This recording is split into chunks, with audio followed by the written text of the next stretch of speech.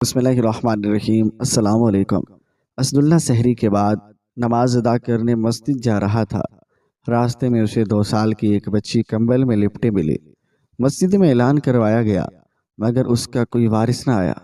اور سب لوگوں کا یہی خیال تھا کہ وہ کسی کے گناہ کا نتیجہ ہے۔ اور جب وہ بچی جوان ہو کر کالج جانے لگی تو ایک روز اس کے بارے میں ایسی حقیقت سامنے آئی جو کسی کے وہم و گمان میں بھی نہ تھے، اور وہ لڑکی تو ان دنوں میں 8ویں جماعت میں پڑھتی تھی۔ ایک روز جب اسکول جانے کے لیے تیار ہو رہی تھی تو اپنے محلے کی مسجد سے ایک اعلان سنا، ایک بچی کھجور کی باسکٹ میں ملی ہے، اور اگر اس کا کوئی وارث ہے تو فوراً آ کر لے جائے۔ ہمارے محلے کی مسجد کے سامنے ایک پھل فروش دن بھر پھل بیچتا تھا،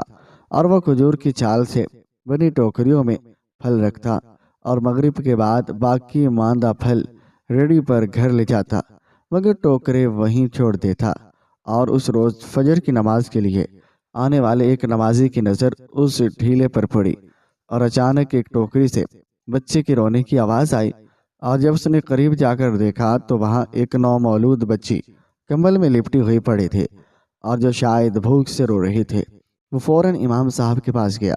اور انہیں اطلاع دی۔ امام صاحب نے آ کر بچی دیکھی اور اعلان کروا دیا، اگر کوئی اس بچی کا وارث ہے تو آ کر لے جائے، مگر کوئی نہ آیا، اور سب یہی سوچ رہے تھے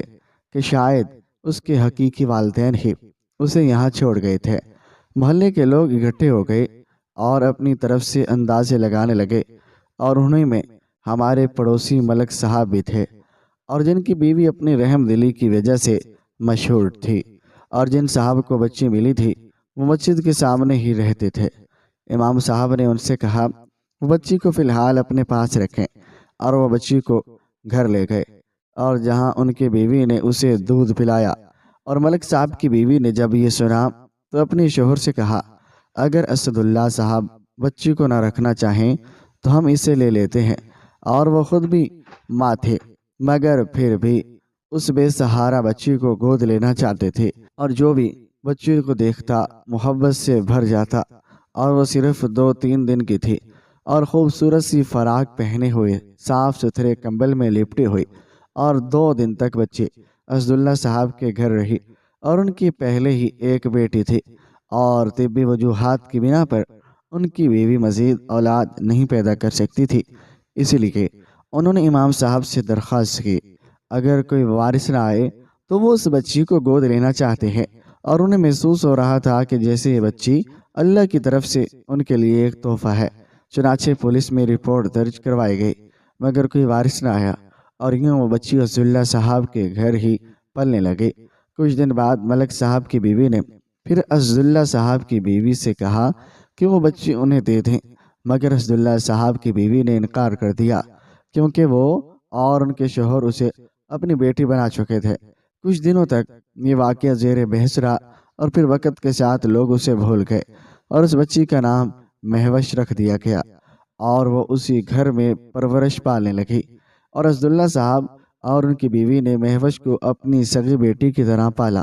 اور وقت کے ساتھ ساتھ نئے لوگ محلے میں آ بسے، اور زیادہ تر لوگوں کو یہی لگتا تھا کہ مہوش واقعی ان کی اپنی بیٹی ہے۔ کچھ پرانے پڑوسی اس کے ماضی سے واقف تھے، مگر کسی نے اس بارے میں بات نہیں کی، اور اسد اللہ صاحب ایک معزز شخصیت کے مالک تھے، اور کسی کی پرواہ کیے بغیر مہوش کو اپنی بیٹی بنا لیا۔ اور جب وہ 5 سال کی ہوئی تو اسکول میں داخل کے وقت والد خانے میں اسد اللہ صاحب کا نام لکھ دیا گیا،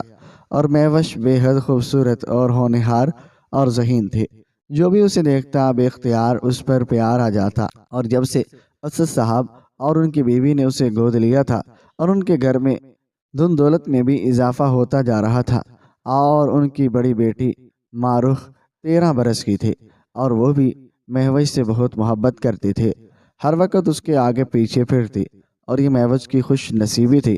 کہ وہ اسے حقیقی والدین جیسا پیار ملا، اور اب وہ لاوارث نہیں رہی تھی بلکہ ایک معزز خاندان کا حصہ بن چکی تھی۔ بیگم ارشد بہت محتاط تھی، کہیں کوئی مہوش کو اس کے ماضی کے بارے میں نہ بتا دے، اس لیے وہ اسے اکیلے کہیں نہیں جانے دیتی تھی اور ہمیشہ ساتھ رکھتی۔ اور انہوں نے رشتہ داروں کو بھی سختی سے منع کر رکھا تھا۔ کوئی بھول کر بھی یہ بات نہ کہے کہ مہوش بالغ ہے۔ FA پاس کرتے ہی اسداللہ صاحب کی بڑی بیٹی معروف کی شادی ہو گئی اور وہ سسرال چلے گئے، اور اب مہوش ہی ان کے پاس تھے۔ اور جب مہوش نے اسکول کی تعلیم مکمل کر لی تو اسد اور ان کی بیوی کو اس کی شادی کی فکر لاحق ہو گئی، اور وہ وقت پر اس فرض سے سبق دوش ہونا چاہتے تھے۔ مگر جب مہوش نے کالج میں آگے پڑھنے کی خواہش ظاہر کی تو اسد صاحب سوچ میں پڑ گئے، اور انہوں نے سوچا کہ بے شک ہم نے اسے اپنی سگی بیٹی کی طرح پالا ہے، مگر زمانہ بہت ظالم ہے۔ اگر ہماری زندگی کے بعد کسی نے اسے اس کے ماضی کے بارے میں بتا دیا تو ہماری ساری محنت ضائع ہو جائے گی۔ اور کافی غور و فکر کرنے کے بعد انہوں نے فیصلہ کیا کہ بہتر ہے ہماری زندگی میں ہی مہوش کی اعلیٰ تعلیم کا خواب پورا ہو جائے۔ اور جس شہر میں وہ رہتے تھے اور وہاں لڑکیوں کے لیے علیحدہ کالج نہیں تھا اور ایک ہی کالج تھا، اور جہاں لڑکے اور لڑکیاں اکٹھے پڑھتے تھے۔ کچھ والدین اپنی بیٹیوں کو وہاں تعلیم دلواتے، مگر اسد صاحب کو ایجوکیشن میں قبول کرنے میں ہچکچاہٹ تھی، اور ان کی بیوی نے حوصلہ دیا، اور آپ اپنی بیٹی پر بھروسہ رکھیں، کچھ غلط نہیں ہوگا۔ اور یوں مہوش کا داخلہ اس کالج میں داخل کروا دیا گیا، اور وہ شروع سے ہی ایک ذہین طالب علم تھی اور کلاس میں اپنی قابلیت کی وجہ سے نمایاں رہتی تھی۔ تاہم وہ کم گو تھی، اسی لیے بعض لوگ اسے مغرور بھی سمجھتے تھے اور اپنے ہم جماعت لڑکوں سے الگ تھلگ رہتی اور باضرورت کسی سے بات نہ کرتی، اور وہ جانتی تھی کہ اس کی تربیت بہترین ہوئی ہے، اور اسی لیے اپنے والدین کی عزت کا پورا خیال رکھتے تھے اور جو اس کی ہر خواہش پوری کرتے تھے۔ ریحان اس کا کلاس فیلو تھا، اور جسے لڑکیوں میں مہوش سب میں نمایاں تھے، اور ویسے ہی لڑکوں میں ریحان قابل قدر تھا۔ وہ نہ صرف خوبرو اور پرکشش تھا بلکہ ایک ذہین طالب علم بھی تھا، اور ایک خوشحال گھرانے سے تعلق رکھتا تھا جہاں باقی لڑکیاں ریحان سے دوستی کی خواہشمند تھی، اور وہیں مہوش اس سے حسد کرتے تھے، اور اسے لگتا تھا اگر ریحان نہ ہوتا تو ہمیشہ وہی کلاس میں اول آتی، اور اسی لیے وہ حد سے زیادہ محنت کرتی اور تاکہ وہ ریحان کو پیچھے چھوڑ سکے۔ دونوں کی شخصیت میں کئی باتیں مشترک تھی۔ دونوں کم گو، پڑھائی کو اولویت دینے والے اور سب سے الگ تھلگ رہنے والے تھے، اور اسی وجہ سے ریحان بھی کلاس کی لڑکیوں کو مغرور لگتا تھا۔ اور ایک بار مہوش کو میتھ میں مشکل پیش آئی تو اس نے ضرورتاً ریحان سے مدد لی، اور اس سے ان کے درمیان مقابلے کا کھچاؤ کچھ کم ہوا، اور مہوش کو محسوس ہوا کہ وہ ریحان کے بارے میں غلط سوچتی تھی۔ وہ تو کافی نرم مزاج تھا، اور پھر نہ جانے کب چم گوئی ہونے لگی۔ مقابلے اور سبقت لے جانے کی خواہش کب پسندیدگی میں بدل گئی، معلوم ہی نہ ہوا کہ رفتہ رفتہ کلاس کے دوسرے طالب علم نے بھی نوٹ کیا کہ ریحان مہوش کا بہت خیال رکھنے لگا ہے، اور وہ پہلے ہی مہوش کو پسند کرتا تھا، اور مگر اب اس کی عادت کو سمجھ چکا تھا، اور وہ ہمیشہ آگے رہنا چاہتی تھی، اور اس لیے وہ جان بوجھ کر کوئی سوال غلط کر دیتا تاکہ مہوش پہلی پوزیشن لے اور وہ دوسری، اور اس سے ہر بازی ہار کر خوشی محسوس کرنے لگا تھا۔ پہلے دنوں بات تک نہ کرتے تھے، اور مگر اب جیسے بات کرنے کے بہانے ڈھونڈنے لگے ہوں، اور کچھ دوستوں نے ریحان سے مذاق بھی کیا تو اس نے کہہ دیا کہ مہوش اس کے قریبی رشتہ دار ہے، اور کلاس میں تو دونوں محتاط رہتے، مگر ان کے دلوں میں ایک دوسرے کے لیے جذبات پروان چڑھ رہے تھے، اور وہ دونوں استادہ کے چہیتے شاگرد تھے، اور ذہین طالب علم کو استاد کی خاص توجہ حاصل ہوتی ہے، اور وہ دونوں اپنی پسندیدگی کے باوجود محنت سے اپنی منزل کی طرف بڑھ رہے تھے، اور کوئی بھی ان پر انگلی اٹھانے کی ضرورت نہیں کر سکتا تھا۔ اور جب ان کی تعلیم کا آخری سال آیا تو ان کے سامنے ان کے مستقبل کا سوال تھا، اور دونوں کے دلوں میں یہ خواہش جڑ چکے تھے کہ وہ ایک دوسرے کے جیون ساتھی بنے۔ مہوش کو یقین تھا کہ ریحان نہ صرف ایک اچھا اور لائق لڑکا ہے بلکہ اس کا مستقبل بھی روشن ہوگا، اور وہ جس طرح اس کا خیال رکھتا تھا مہوش کو لگتا تھا کہ وہ اس کے لیے بہترین جیون ساتھی ثابت ہو سکتا ہے، اور اس لیے اسے معلوم نہیں تھا کہ اس کی قسمت میں کیا لکھا ہے۔ شاید اس نے کبھی تصور بھی نہ کیا تھا ریحان بھی مہوش کے بارے میں ایسے ہی جذبات رکھتا تھا۔ تاہم اپنی پسند سے دونوں کو اپنے والدین کو بروقت آگاہ کرنا ضروری تھا، ورنہ گزرتا وقت ان کی خوشیوں کی راہ میں رکاوٹ ڈال سکتا تھا۔ ریحان جانتا تھا کہ اس کے لیے کوئی مشکل نہیں ہوگی، کیونکہ اس کے والدین کئی بار کہہ چکے تھے کہ وہ اپنی مرضی اور اس پر نہیں تھوپیں گے اور وہی دلہن لائیں گے جسے ان کا بیٹا پسند کرے گا۔ کالج کے نتائج آ گئے۔ مہوش اور ریحان دونوں نے امتیازی پوزیشن حاصل کی۔ اب اصل مراحل طے کرنے کا وقت تھا۔ مہوش نے اپنی والدہ کو اور ریحان نے اپنے گھر والوں کو اپنے انتخاب سے آگاہ کر دیا۔ ریحان کے والدین کا تعلق ایک خوشحال ذمہ دار گھرانے سے تھا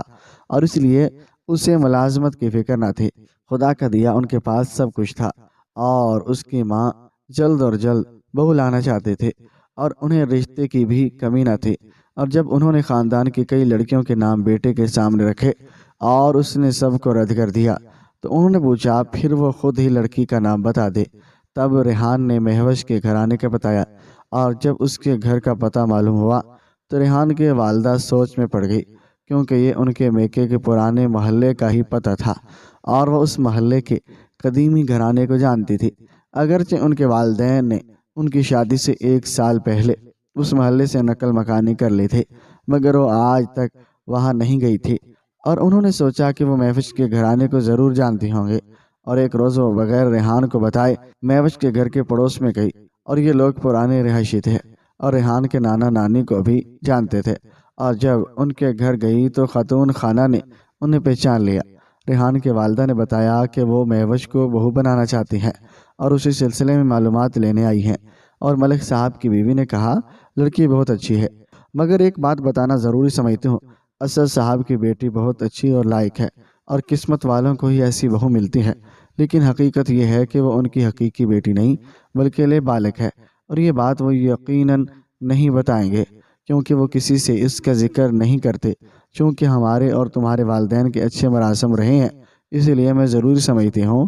کہ تمہیں سچ بتا دوں۔ اور یہ سن کر ریحان کی والدہ کچھ پریشان ہوئی اور پوچھا جب اسد صاحب کی اپنی بیٹی تھی تو انہوں نے لے پالک بچی کی ضرورت کیوں محسوس کی؟ تب ملک صاحب کی بیوی نے کہا کیا تمہیں یاد نہیں کہ 1 سال پہلے ہمارے محلے کی مسجد میں ایک لاوارث بچی کا اعلان ہوا تھا، اور جب ایک بچی مسجد کے قریب پھل فروش کے ٹھیلے پر ملی تھی؟ ریحان کی والدہ حیران ہوئی اور کہا کہ انہیں یہ واقعہ یاد نہیں۔ ملک صاحب کی بیوی نے کہا مہوش کو گود لینا ان کے مقدر میں لکھا تھا اور وہ بچی ایک ٹوکرے میں رکھی ملی تھی،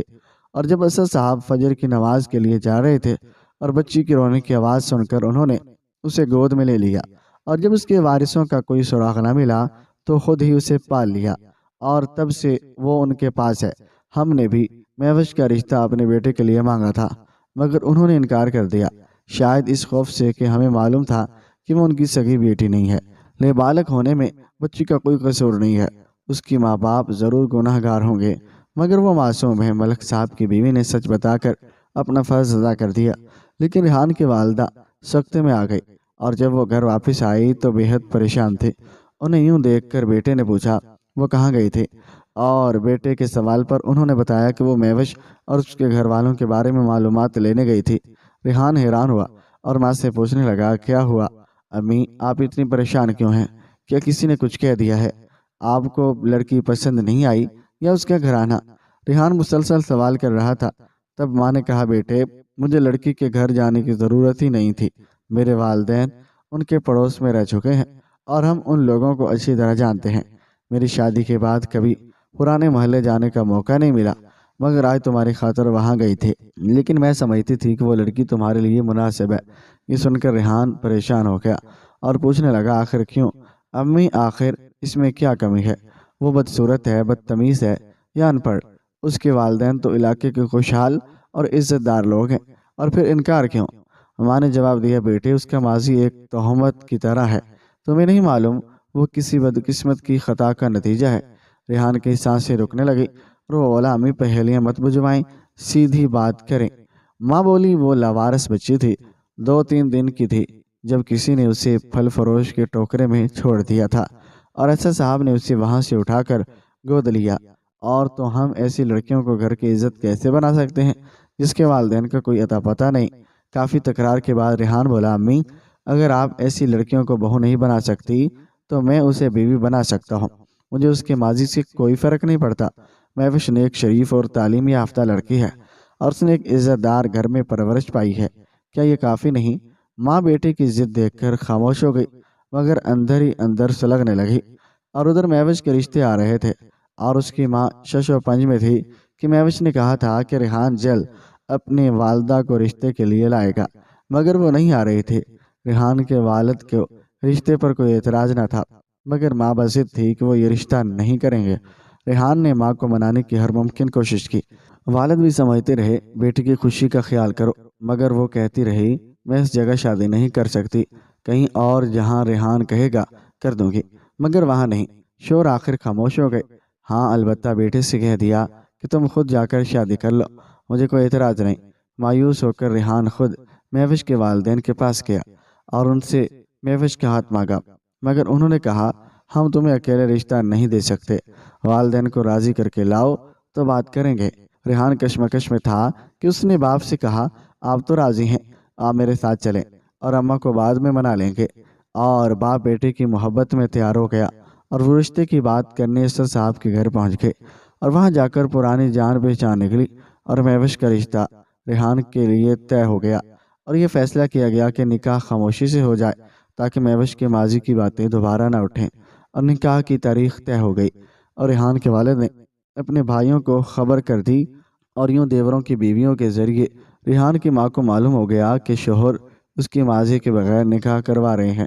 اور یہ سن کر وہ گھبرا گئی اور کوئی راستہ نہ دیکھ کر اپنی پرانی سہیلی میری خالہ کے پاس جا کر پہنچی، اور ریحان کے ماں اور میری خالہ بچپن کی سہیلیاں تھیں اور ایک دوسرے کے رازوں سے واقف تھے، اور خالہ جانتی تھی کہ جب وہ 10ویں میں تھی تو ایک نوجوان کو پسند کرتی تھی اور جو ان کے ماموں کے پڑوس میں رہتا تھا۔ نادانی میں اس سے ایسی غلطی ہو گئی تھی اور انہیں اپنی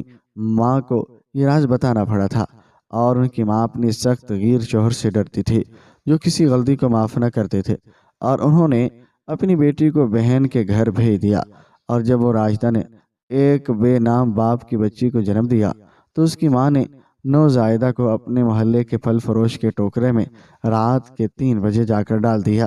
اور اوپر چادر ڈھک دی۔ اگر اللہ نے اس معصوم جان کو زندہ رکھنا ہوا تو اس کی زندگی اور پرورش کا خود ہی انتظام کر دے گا۔ اس کے بعد ان لوگوں نے گھر فروخت کر کے ہمیشہ کے لیے وہ محلہ چھوڑ دیا، اور یوں راجدہ اور اس کے گھر والے ایک بڑی رسوائی سے تو بچ گئے، مگر راجدہ کے دل کا داغ ہمیشہ ہرا رہا اور اس کی شادی ریحان کے والد سے ہو گئی، اور آج وہ اپنے بیٹے ریحان کے ضد کے سامنے اسی سبب اختیار نہ ڈال رہی تھی، اور اس کی محبت اور ضد ان کے لیے ایک بڑی آزمائش بن گئے تھے۔ اور اس نے میری خالہ سے کہا اب تم ہی بتاؤ میں اپنے بیٹے کو اس سے کیسے روکوں، اور اپنے شوہر کو اس عمر میں اپنی زندگی کی ایسی بڑی غلطی کے بارے میں کیسے بتاؤں جس کے بعد میرے لیے زندہ رہنا ممکن نہیں ہوگا۔ میری خالہ نے کہا تم خاموش رہو، شوہر کو اس عمر میں ایسا راز بتا کر دکھ نہ دو جیسے وہ برداشت نہ کر سکے۔ ہاں البتہ تمہارے بیٹے کو سمجھا سکتی ہو، جو کوئی تم نہیں کر سکتے وہ میں کر دوں گی، کیونکہ اس کے سوا اب کوئی چارہ نہیں ہے۔ ایک دن خالہ نے ریحان کو گھر بلایا اور حقیقت بتاتے ہوئے کہا بیٹا انسان خطا کا پتلا ہے، اور تمہاری ماں کے ساتھ دھوکا ہوا تھا، اور میں نہیں جانتی کہ اس کی تفصیل تمہیں بتاؤں۔ بہرحال تم مہوش سے نکاح نہیں کر سکتے، اگر تم ماں کے کہنے پر رک جاتے تو کوئی اس معاملے پر بات نہ کرتا، لیکن اب مجبوری ہے، تم یہ معاملہ ختم کر دو اور اپنی ماں کو شرمندہ نہ کرو، بلکہ انہیں ایک انسان سمجھ کر معاف کر دو، اور ماں بھی انسان ہوتی ہے اور کوئی بھی انسان فرشتہ نہیں ہوتا، اور انہوں نے تکلیف سہ کر محبت سے تمہیں پالا ہے۔ اور یہ سب سن کر ریحان کا چہرہ غم اور صدمے سے سیاہ پڑ گیا اور وہ بغیر کچھ کہے وہاں سے اٹھ کر چلا گیا۔ بعد میں خالہ نے میری امی سے کہا میں جانتی تھی کہ ماں کا راز جان کر اس کے دل میں ماں کا تقدس مجروح ہوا تھا، مگر میں مجبور تھی، جو بات اس کی ماں نہیں کہہ سکی اور وہ مجھے کہنی پڑی۔ ریحان اس حقیقت کو جاننے کے بعد گھر نہ گیا اور ایک دوست کے ہاں چلا گیا، اور اس کے بعد وہ کہاں روپوش ہو گیا کسی کو معلوم نہ تھا، یہاں تک کہ راشدہ بیٹے کے صدمے اور جدائی کے غم میں صرف 3 برس زندہ رہی اور دنیا سے چلے گئی۔ ان کی وفات کے 1 سال بعد ریحان نے اپنی والدہ سے رابطہ کیا، اور وہ اس وقت کینیڈا میں تھا، اور 1 سال بعد اس نے اپنے والدین کو بھی اپنے پاس بلا لیا، اور یوں یہ راز ایک موڑ پر آ کر پھر سے دفن ہو گیا۔ مہوش اور اس کے گھر والے کبھی نہ جان سکے کہ راشدہ یا ریحان کے ساتھ کیا ہوا، اور وہ اچانک کہاں غائب ہو گیا اور پھر کبھی لوٹ کر کیوں نہ آیا۔ یہ دنیا واقعی ایک نگاہ خانہ ہے، اور یہاں کیسے کیسے واقعات ہو جاتے ہیں اور جن کا انسان تصور بھی نہیں کر سکتا۔ اللہ تعالیٰ سب بہنوں اور بیٹیوں کے نصیب اچھے کرے۔ آخر میں ہمیں اس کہانی سے 4 سبق سیکھنے کو ملے۔ پہلا سبق یہ ملا کہ سچائی کو جتنا بھی چھپایا جائے وہ کسی نہ کسی دن سامنے آئی جاتی ہے۔ راہیدہ نے اپنی زندگی کے سب سے بڑے راز کو چھپانے کی پوری کوشش کی، لیکن آخرکار اسے اپنے بیٹے کی خوشیوں کے راستے میں دیوار بننا پڑا، اور بعض اوقات سچائی کو دبانے سے مسائل مزید پیچیدہ ہو جاتے ہیں۔ اگر راہیدہ نے اپنی غلطی کا سامنا کر لیا ہوتا یا کم از کم وقت پر سچ بول دیا ہوتا تو شاید اتنا بڑا نقصان نہ ہوتا۔ اور یہ ہمیں سکھاتا ہے کہ بعض سچائیوں کو وقت پر قبول کر لینا بہتر ہوتا ہے، ورنہ وہ کسی نہ کسی موقع پر بے نقاب ہو کر نقصان پہنچا سکتی ہیں۔ دوسرا سبق یہ ملا کہ یہ کہانی ہمارے معاشرتی رویوں پر بھی روشنی ڈالتی ہے۔ ایک نیک، شریف اور تعلیم یافتہ لڑکی کو صرف اس بنیاد پر رد کر دیا گیا کہ اس کے والدین کا پتہ نہیں تھا، حالانکہ اس کی پرورش ایک عزت دار اور خوشحال گھرانے میں ہوئی تھی۔ اور یہ تعصب آج بھی ہمارے معاشرے میں موجود ہے، جہاں لوگ اصل انسان کو دیکھنے کے بجائے اس کے پس منظر پر زیادہ توجہ دیتے ہیں۔ یہ کہانی ہمیں سکھاتی ہے کہ ہمیں دوسروں کے بارے میں فیصلہ کرتے وقت ان کے اصل کردار اور خوبیوں کو دیکھنا چاہیے، نہ کہ ان کے ماضی کو۔ تیسرا سبق یہ ملا کہ والدین اور اولاد کے درمیان اعتماد، یعنی کہ ریحان کی اپنی ماں سے بے پناہ محبت تھی، لیکن جب اسے معلوم ہوا کہ اس کی ماں نے اس سے ایک اتنا بڑا راز چھپایا تو اس کا دل ٹوٹ گیا۔ والدین اور اولاد کے درمیان اعتماد کا رشتہ بہت نازک ہوتا ہے، اور اگر اسے کسی بڑے جھوٹ یا راز سے نقصان پہنچے تو اس کی بحالی مشکل ہو جاتی ہے۔ اس کہانی میں ریحان اپنی ماں کی عزت اور محبت کرتا تھا، مگر جب سچائی سامنے آئی تو وہ اپنی ماں سے دور ہو گیا۔ اور یہ سبق ہمیں سکھاتا ہے کہ والدین کو اپنی اولاد کے ساتھ کھلے دل سے بات کرنی چاہیے، تاکہ ان کے درمیان اعتماد کی فضا قائم رہے۔ چوتھا اور آخری سبق یہ ملا، غلطی کوئی بھی کر سکتا ہے، مگر اصل بات یہ ہے کہ ہم ان غلطیوں سے کیا سیکھتے ہیں۔ راہیدہ نے اپنی یہ غلطی زندگی بھر اپنے دل میں چھپائے رکھا، اور اس کا سامنا نہ کرنے کی وجہ سے اس کی زندگی میں کئی مسائل پیدا ہوئے۔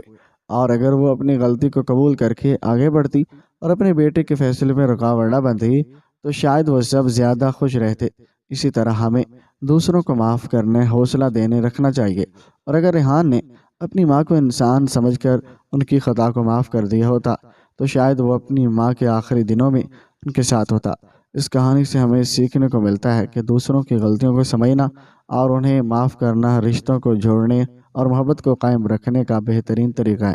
ناظرین، آپ کو آج کی ہماری یہ کہانی کیسے لگی؟ کمنٹ باکس میں اپنی قیمتی رائے کا اظہار ضرور کیجیے گا۔ ویڈیو پسند آئے تو ویڈیو کو لائک اور چینل کو سبسکرائب ضرور کریں۔ شکریہ، اللہ حافظ۔